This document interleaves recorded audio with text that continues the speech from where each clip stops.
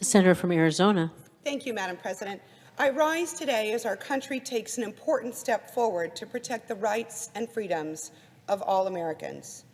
Together with broad bipartisan support, the Senate will provide certainty to millions of Americans in loving marriages and enshrine into law the basic protections afforded all Americans while respecting our country's critical principle of religious liberty.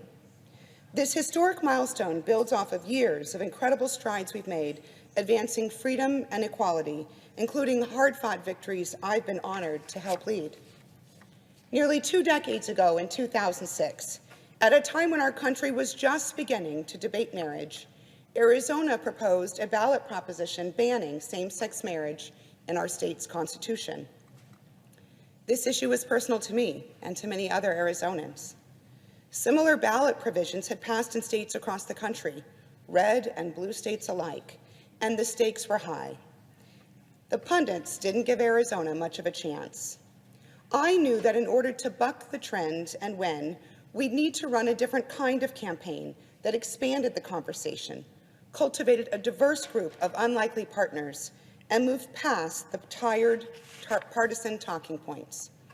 That's why I worked across the aisle and teamed up with my good friend, Steve May, a Republican. Now, we faced some criticism at the time for how we chose to run our campaign. Some wanted us to run a partisan campaign, convinced that highlighting the divides in our community and focusing exclusively on the LGBTQ community would put us over the top. But I knew we couldn't do it just by talking amongst people who already agreed with our position. The polling showed it.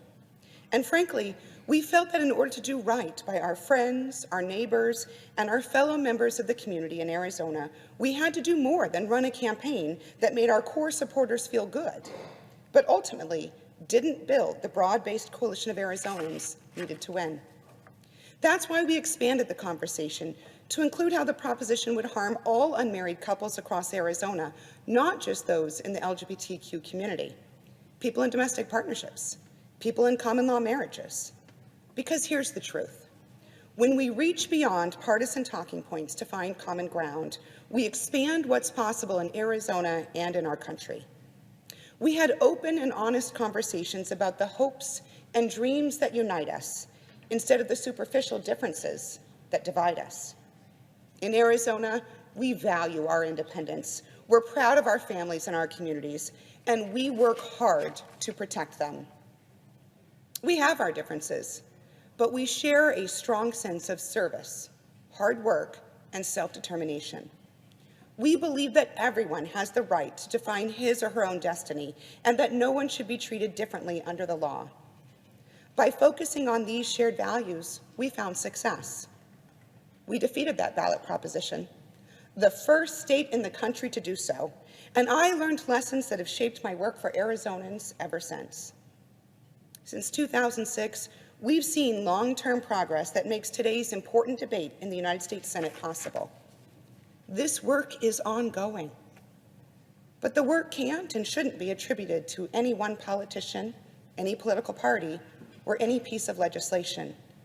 This work happens because people choose to be their most authentic selves and live their lives freely. Being gay is normal.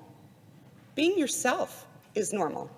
Showing up to life every day, happy to be who you are, is normal. And being authentic with your friends, your family, your colleagues, and your community, that's also normal. That normalcy is what helps us listen to each other, understand each other, and grow in our community together. It's what changes hearts and minds in Arizona and around the country, and it's what little by little, piece by piece, delivers sustainable progress. Whether at home in Arizona or here in the United States Senate, in order to deliver real results to the Americans we serve, we need to work together. Working together means listening with open hearts, bridging divides, shutting out the noise, and focusing on our shared goals. I've seen time and time again how this approach helps us overcome tough challenges. A little over 6 months ago, it was thanks to that same approach that I stood here on the Senate floor and delivered remarks on the passage of our bipartisan Safer Communities Act, a historic law we negotiated and passed with broad bipartisan support that makes our schools and communities safer and saves lives. And before that, this same approach helped us pass our landmark legislation, Infrastructure Investment and Jobs Act, into law, strengthening America through upgrades and repairs, creating good-paying jobs, and expanding economic opportunities across the country. Beyond these historic accomplishments, our approach of focusing on common goals and shared ideals has helped us pass a number of other lasting solutions, including long-awaited and necessary postal reform, support for Ukraine in its fight against Putin, and most recently, the passage into law of our bipartisan CHIPS and Science Act, legislation that boosts America's global leadership, spurring job creation, and addressing our supply chain challenges. As we can all see, this approach has proved successful, and right now, we need this approach more than ever. This summer, Arizonans and Americans across the country were confused, and some were scared, following the Supreme Court's decision to overturn Roe v. Wade. Women felt their health and well-being was endangered, and our own abilities to make critical decisions about our futures were suddenly thrown into question. This fear trickled into other communities, including the LGBTQ community, as leaders with extreme ideologies mused about what other challenges could come next. But sadly, in response, we saw elected officials on both sides of the aisle exploit this fear and use it to fuel clicks, book cable news appearances, and drum up outrage to further their own partisan political agendas. Outrage can help propel political stars, but it doesn't solve problems. It doesn't make life better for everyday people. But amidst the noise, a few hardworking senators from across our country and across the political spectrum understood there was a need to provide certainty to the American people, and we came to the table to get something done. Senator Tammy Baldwin, our groundbreaking leader on this issue, partnered with my old friends, Senator Collins, Rob Portman, Tom Tillis, and myself, all of us no strangers to bipartisan success in a divided Senate. Together, we senators all focused on the same goal, to help ensure married same-sex couples across the country are afforded the same protections as all other married American couples. Along the way, we overcame obstacles, we made certain our language respected religious liberty, and we were careful to ensure that in shoring up some rights, we did not infringe upon others. We made our case to colleagues on both sides of the aisle. We listened to those who disagreed with us. We didn't pick fights, we didn't call names, we just kept moving forward. And I'm proud to say that by refusing to demonize each other and by focusing on our shared goals, we will deliver real, lasting results for the LGBTQ community.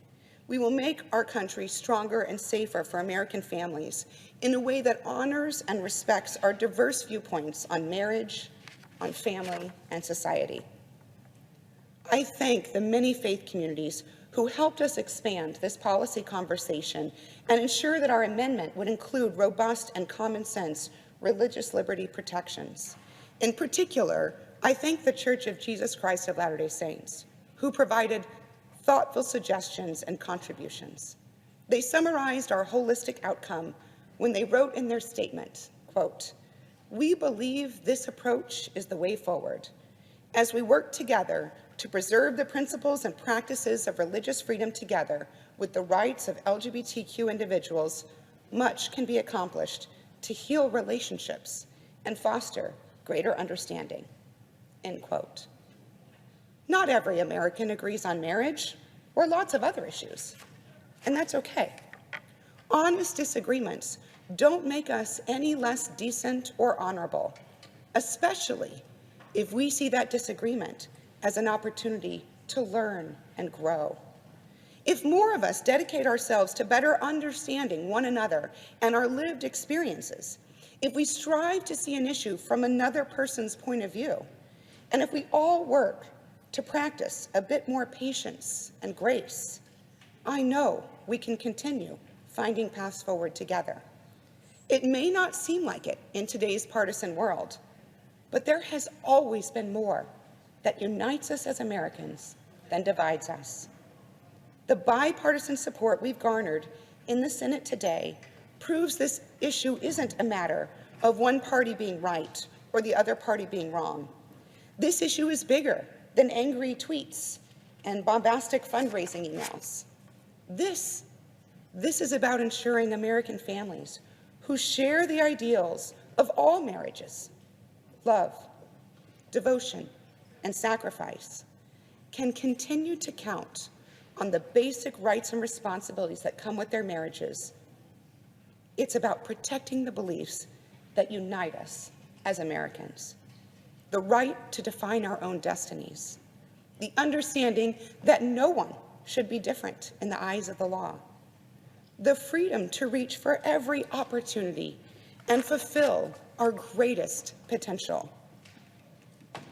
The truth is, if we allow our basic values of honor and dignity to become just another political football, we all lose. As I learned back in 2006 in Arizona, we have to work together. We have to find willing partners in both parties, and we must bridge our divides before they rip us apart for good. Our work is not done. As a body, we must resolve to do the right thing, to continue this mission, and keep working together to deliver lasting results. Our country deserves it. The American people deserve it. And the stakes are too high to stop our progress now.